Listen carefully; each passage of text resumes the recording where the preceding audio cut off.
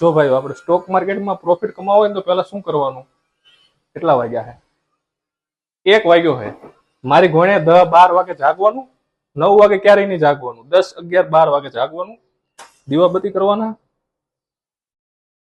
Okay, આ દીવાબત્તી ભગવાનને નહીં કરવાના, ભગવાનને વેલા કરવાના. 6 વાગે જાગી શકો તો જ વેલા દીવાબત્તી કરજો.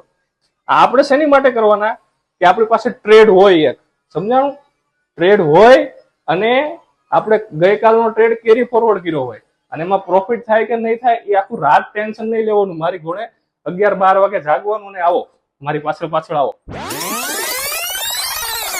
અને સ્ટોક દેવતાને પ્રણામ કરવાના અને એમ કહેવાનું કે ઓવરનાઇટ ના ટ્રેડમાં પ્રોફિટ દઈ દો. નાનો મોટો પ્રોફિટ નહીં, 2000, 5000 એવો પ્રોફિટ નહીં. પ્રોફિટ બતાવો એટલો 35,000, 30,000, 35,000. નાનો પ્રોફિટ નહીં કરવાનો ક્યારેય. આ રીતના પ્રણામ